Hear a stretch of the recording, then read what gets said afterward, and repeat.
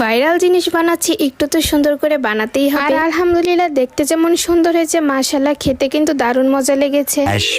আসলে cake pudding এর video দেখতে দেখতে নিজেরও ইচ্ছে হলো নতুন কিছু ট্রাই করা, তাই বানিয়ে ফেললাম আজকে স্পেশাল পুডিং। দেখতে যেমন সুন্দর হয়েছে যে মনে হচ্ছিল না খেয়ে তাকিয়ে থাকি শুধু। একটু মজা করলাম তোমাদের সাথে। সত্যি বলতে পুডিংটা খেতে দারুণ মজা হয়েছিল। আর ভিডিও শুরুতেই তো দেখতেই পেয়েছো পুডিংটা কত সুন্দর হয়েছে। প্রথমে আমি একটা পাতিলে দুধ নিয়ে তাতে চিনি দিয়ে ভালো করে গরম করে নিচ্ছি। আর এইদিকে ছোট্ট একটা বাটিতে অল্প পানি নিয়ে আগার আগার পাউডার ভালোভাবে গুলিয়ে নিলাম। দুধটা যখন ভালোভাবে গরম হয়ে যাবে এরপর আগার আগারের মিশ্রণটা ঢেলে দিই। আগার আগার পাউডারটা আগে থেকে গুলিয়ে নিলে একটা কিন্তু সুবিধা আছে, দলা পেকে যায় না। এবার দুধটা যখন ঘন হয়ে আসবে তখন একটা বাটিতে ঢেলে আমি এখানে একটা টিফিন বক্স ব্যবহার করেছি। এখন এটাকে ফ্রিজে রেখে দিব প্রায় 30 মিনিটের মতো। এবার আমি ফ্রাই প্যানে অল্প পানি নিয়ে তাতে চিনি দিয়ে সামান্য পরিমাণের ফুড কালার দিয়েছি। তবে তোমরা চাইলে এখানে যে কোনো ফলের রস ব্যবহার করতে পারো। আসলে আমি সুন্দর দেখানোর জন্য এখানে ফুড কালারটা দিয়েছি, কিন্তু এটা শরীরের জন্য তেমন একটা ভালো না। যদি সম্ভব হয় তাহলে অবশ্যই ফলের রসটা ব্যবহার করো। তো এখানেও আমি আগার আগার পাউডারটার মিশ্রণটা দিয়ে দিয়েছি। আজকের পুডিংটা খেয়ে তো বাসার সবাই অনেক প্রশংসা করেছে। আর সত্যি বলতে এই গরমে ঠান্ডা ঠান্ডা পুডিং খেতে কিন্তু দারুণ মজা লাগে। তো ফ্রিজ থেকে আমি পুডিংটা বের করে নিয়েছি আর আস্তে করে একটা প্লেটে ঢেলে নিয়েছি। এরপরে বাটিতে ফুড কালারের মিশ্রণটা ঢেলে দিলাম আর আগের পুডিংটা এটার উপরে দিয়ে দিলাম। আর এটাকে ভালো করে এখন সেট করে নিব যেন পারফেক্ট ভাবে জমে যায়। এবার আমি আবারও পুডিংটা 30 মিনিটের জন্য ফ্রিজে রেখে দিব, তাহলেই কিন্তু পুডিংটা রেডি। আর দেখতে তো পেলে পুডিংটা বানানো কতটা সহজ। তো এবার ফ্রিজ থেকে পুডিংটা বের করে নিলাম। সত্যি বলতে আমি অনেক এক্সাইটেড ছিলাম দেখতে পুডিংটা কেমন হয়েছে, কারণ এত যত্ন নিয়ে কিছু বানালে শেষমেশ ফলটা যদি ঠিক না হয় তাহলে সত্যি অনেক কষ্ট লাগে। কিন্তু আলহামদুলিল্লাহ পুডিংটা অনেক সুন্দর হয়েছে। দেখো আমি প্লেটে না ঢেলে সরাসরি চাকু দিয়ে কেটে নিয়েছি। তো আমি পুডিংটা একটু বড় বড় করে পিস করে কেটে নিয়েছি। আর দেখো ফুড কালার দেওয়ার জন্য বাইরের অংশটা যেন ড্রাগন কালারের মতন হয়ে গেছে, আর ভিতরের অংশটা সাদা থাকায় সত্যি দেখতে অনেক সুন্দর লাগে। আর পুডিংটা